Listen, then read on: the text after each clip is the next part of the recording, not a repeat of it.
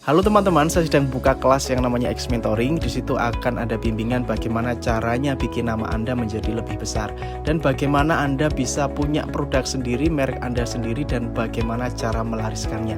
Semuanya berdasarkan kisah nyata saya, pengalaman saya buka-bukaan semuanya saya bongkar di kelas ini. Langsung cek linknya di deskripsi xmentoring.id. Assalamualaikum warahmatullahi wabarakatuh. Hari ini saya mau share nih bagaimana cara ngelunasi utang dengan cepat. Karena saya lihat banyak sekali teman-teman yang punya kendala, kepingin maju tetapi terkendala hutang. Dan alhamdulillah teman-teman, banyak sekali teman-teman. Saya sering bikin kemarin yang tentang ngelunasi utang dan sebagainya. Alhamdulillah banyak sekali yang sudah lunas juga, dan semoga ini bermanfaat ya. Jadi siapa tahu kamu butuh tips ini. Simak videonya sampai selesai.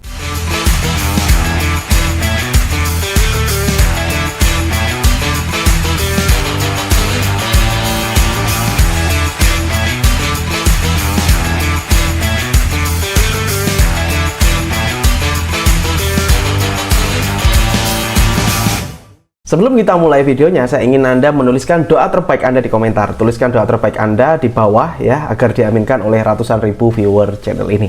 Oke, jadi ada beberapa pantangan teman-teman ya dalam hutang itu. Ada hal yang nggak boleh kalian langgar. Kalau kalian langgar nanti akan tambah luar biasa utangnya, jadi nggak lunas-lunas.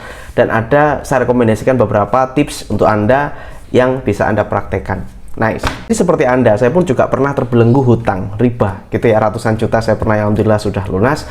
Dan yang pertama saya ingin sampaikan kepada teman-teman, yang pertama kalian harus punya mindset di kepala Anda bahwa hutang saya pasti lunas ya.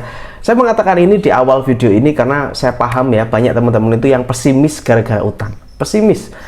Mereka seperti seolah-olah tidak punya gairah hidup lagi. Oke, jadi yang pertama Anda mindset bismillahirrahmanirrahim. Ya Allah, saya pasti lunas hutang. Anda harus punya mindset ini bahwa hutang itu pasti lunas. Anda pasti bisa melunasi utang. Oke, ini yang pertama. Karena kalau mindset ini nggak Anda bangun di yang pertama, maka step-step selanjutnya yang akan saya sampaikan ini akan terasa berat. Gitu ya, di umur 21 tahun saya menanggung hutang ratusan juta, menanggung ya. Dan alhamdulillah lunas. Padahal di saat itu, mohon maaf, saya tidak punya pekerjaan tetap, saya tidak punya bisnis yang stabil dan sebagainya, tapi punya utang sebanyak itu. Itu adalah waktu itu utang dari orang tua gitu ya. Jadi bapak saya meninggal dan ada warisan hutang yang luar biasa yang harus tetap saya bayar. Oke, saya akan sharing bagaimana caranya. Yang pertama dari saya adalah Anda mesti mencatat semua utangnya. Jadi semua utang itu dicatat, entah itu yang ke bank atau ke temen atau ke apa. Anda harus punya catatan utang. Kenapa? Karena agar ketahuan angkanya ya. Jangan sampai Anda punya utang tapi Anda nggak ngerti berapa harus membayarnya. Jadi utangnya itu berapa. Nah, utang itu kan ada yang ngangsuri setiap bulan, betul ya, ada yang bentuk cicilan atau angsuran, atau ada juga utang itu yang harus dibayar full, dibayar cash langsung. Dia tidak nyicil, tidak ngangsur, tapi harus lunas. Nah, itu Anda catat semua hutang Anda ya, yang Anda ingat. Kalau bisa sih Anda segera mencatatnya ya, entah dari teman, utang teman atau utang bank dan sebagainya, dicatat semuanya utangnya ya, totalin semuanya sehingga keluar angkanya berapa. Ini penting banget ya. Jadi step yang pertama adalah mencatat nilai hutang Anda itu berapa. Terus step yang kedua ya, step yang kedua, oke, saya akan ke sini ya. Ini step yang pertama tadi, selesaikan dulu ini, catat dulu utangnya. Step yang kedua, sorry ya, jatuh nih. Step yang kedua adalah mencatat semua harta Anda atau semua kekayaan kamu. Jadi dicatat juga. Kadang-kadang orang itu terlena, dia terlena fokusnya ke utang. Kadang dia tidak berpikir apa yang dia punya. Contohnya nih, oke, di rumah ada misalkan sofa, di rumah ada meja, ruang tamu, di rumah ada televisi, di rumah ada HP, di rumah ada apa? Ada sepatu mungkin atau apa. Nah, Anda rincikan masing-masing ini harganya berapa ketika dijual. Saya tidak menyuruh Anda untuk menjual, tapi minimal Anda tahu gambaran hutang Anda itu, harta Anda itu berapa. Contohnya nih, oke, di rumah ada sofa. Kalau tak jual, ini kira-kira jual cepat itu harganya berapa? Misalkan tak jual harga misalkan 1 juta. Oke, ini ada meja, oke, 300.000. Oh, ini ada apa gitu ya, dicatat perhiasan mungkin, atau punya tabungan apa, itu dicatat jadi harta, semua harta Anda. Atau mungkin kamu punya piutang, itu juga dicatat, nggak apa-apa. Jadi contohnya, kamu punya temen yang belum bayar utangnya ke kamu, jadi meskipun kamu berhutang tapi kamu juga ternyata ngutangi orang, nah itu catat, yaitu piutang, karena itu termasuk harta kamu gitu ya. Jadi catat, tulis semuanya. Artinya Anda nanti akan punya dua catatan. Yang pertama adalah catatan hutang, yang kedua adalah catatan harta. Ini yang penting, ini paling penting dulu. Anda harus nantinya mengkomparasi nih, hartanya aku punya berapa dan hutangnya aku berapa utangnya. Oke, ini step yang pertama. Lanjut nih, langkah yang kedua, yaitu kamu wajib membedakan nih mana hutang yang urgent, yang harus langsung cepet dibayar. Kalau nggak gitu nanti terjadi apa gitu ya, misalkan rumahnya disita atau apa dan sebagainya. Ya, kamu harus punya prioritas, mana yang urgent, mana yang ini utang penting dan mana utang yang bisa dinegosiasi. Sebenarnya semua utang ini bisa dinegosiasi. Mungkin nanti saya akan bahas di video berikutnya. Ya, jadi ini Anda harus tahu nih, list atau istilahnya ini penting, ini darurat ya. Yang ini belum darurat karena bisa dinegosiasi, mungkin pinjamnya sama saudara, pinjam sama temen ya. Itu Anda harus punya ini. Nah, jadi ini adalah step 2, yaitu mana yang paling penting. Nah, itu nanti yang kita prioritaskan, tentu saja yang penting-penting dulu. Dan ini step 3-nya, Anda harus punya berapa sih angsurannya ya. Angsurannya, kalau Anda punya utang yang harus dibayar secara mengangsur, Anda harus tahu berapa total angsurannya per bulan ya. Misalkan per bulan misalkan 5 juta. Jadi Anda harus punya nih rinciannya, bulan ini tuh saya bayar ini sekian untuk ini. Gitu ya. Jadi ini total angsurannya. Dan ini nanti akan dikomparasikan dengan total penghasilan Anda setiap bulan. Gitu ya. Jadi misalkan kelihatan nih, angsurannya 5 juta, penghasilannya 3 juta. Berarti masih minus 2 juta untuk bayar angsuran ini ya. Jadi Anda harus punya angka ini. Ini step 3. Selain tadi step 1, Anda sudah punya catatan harta dan utang, maka step 3 ini adalah Anda harus tahu nih, berapa bayarnya per bulan dan berapa penghasilan Anda. Halo teman-teman, saya ada kabar gembira untuk kalian semua. Hari ini saya sedang membangun bisnis spesial untuk kalian semua.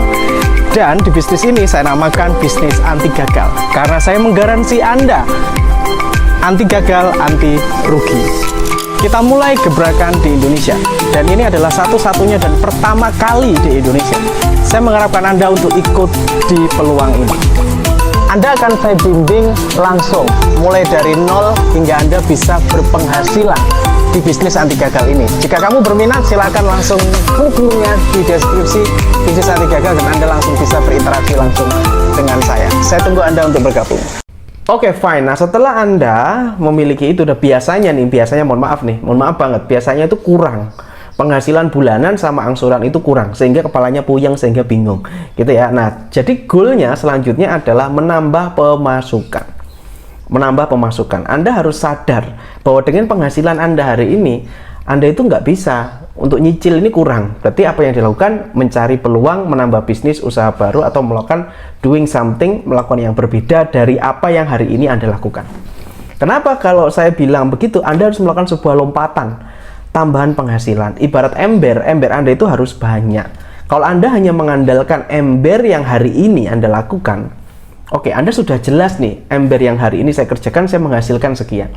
Maka Anda perlu menambah ember Anda, penghasilan yang lain. Entah itu bisa partnership sama temen, ngajak kerja sama usaha sama temen, jualan cilok di depan rumah, bikin kue, bikin es krim, atau bikin pentol bakar, bikin jagung bakar, atau apapun. Yang penting Anda harus punya tambahan ember penghasilan. Ini harus Anda mesti mulai sadar ya. Kenapa? Kalau Anda nggak segera sadar ya, ini akan nanti berkelanjutan dan lama ya. Penyelesaiannya akan lama utang ini kalau Anda tidak sadar, oh ya saya harus nambah penghasilan. Memang pada saat ini kondisinya tidak nyaman, tetapi tidak ada yang kita lakukan selain bergerak.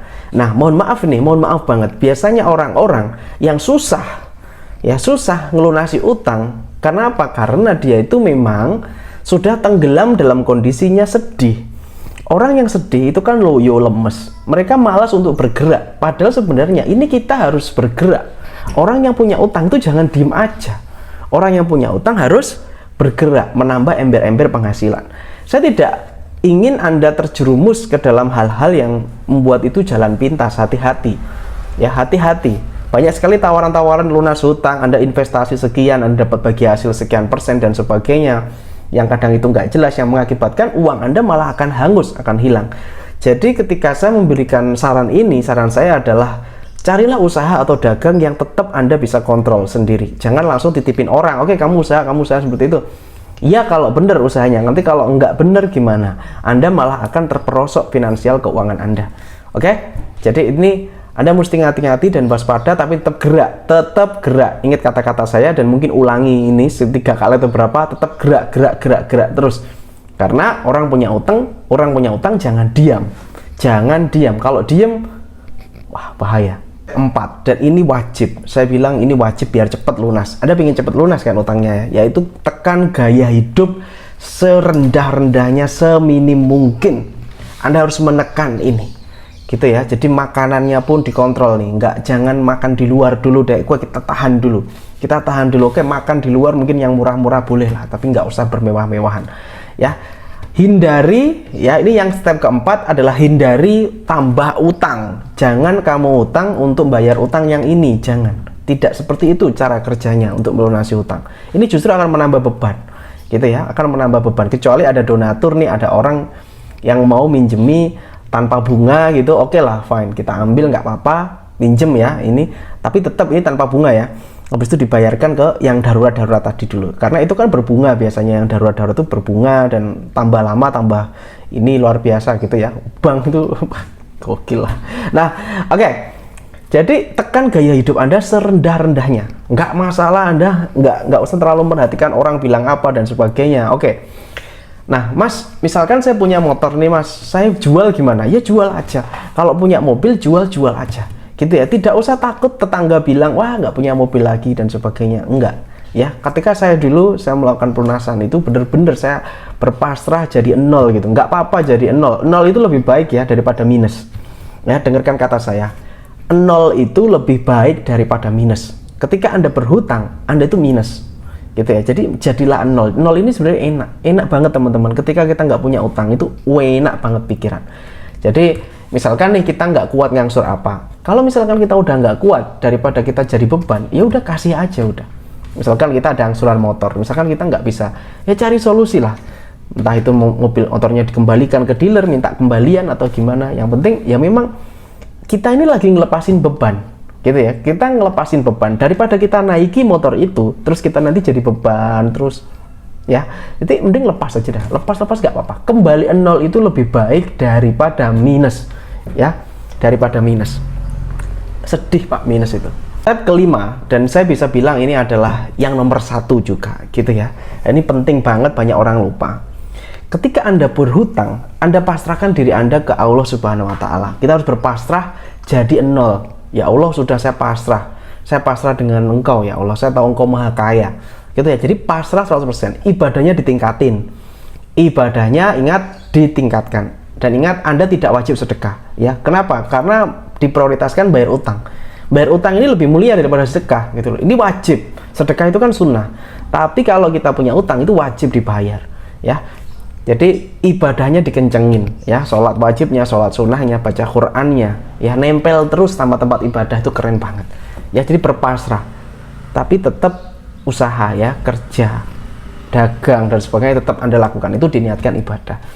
Biasanya mohon maaf banget, biasanya kalau susah, kalau nasi utang biasanya itu agak jauh hubungannya dengan Allah, biasanya kayak gitu. Maka berpasrah, maka Allah akan memudahkan ya. Jadi itu teman-teman ya, tekan gaya hidup semudah-mudahnya, nggak biarin temenmu nongkrong, temenmu traveling, temenmu jalan-jalan dan sebagainya, enggak sudah, fokus aja. Kita fokus dulu bayar utang. Jadi 0 itu lebih baik daripada minus. Kalau perlu jual semua, seisi rumah kosong nggak apa-apa. Kalau saya sih seperti itu ya. Kalau ini model saya ya, saya diskusi selalu sama keluarga saya sebagainya, saya mau jual semuanya. Kenapa? Saya kepingin jadi 0 daripada minus, lebih baik 0 gitu ya. Habis itu nanti cari duit, cari lagi ya. Jadi nggak usah terlalu sayang deh sama barang-barang duniawi, nanti kita beli lagi. Banyak orang sebenarnya itu bisa ngelunasi utang, tapi dia nggak mau jual asetnya, dia nggak mau jual barangnya. Nonsen ya. Saran saya jadi 0, nggak masalah, jual dulu nggak masalah. Oke, kalau nggak ada yang dijual gimana mas? Ya udah, kita berarti negosiasi ya. Ada utang misalkan ini bisa kita negosiasi, saya punyanya sekian, saya bisanya ngangsur sebulan sekian, saya udah nggak ada apa-apa, bener saya cuma punya motor ini tok, misalkan kayak gitu ya. Jadi negosiasi insya Allah bisa. Bank itu kalau kita muncul ya, negosiasi itu seneng gitu ya. Kita datang ke kantor gitu, negosiasi itu mereka akan sangat menerima gitu ya, akan sangat menerima daripada kita sembunyi-sembunyi dan hadapi hutang itu dihadapi.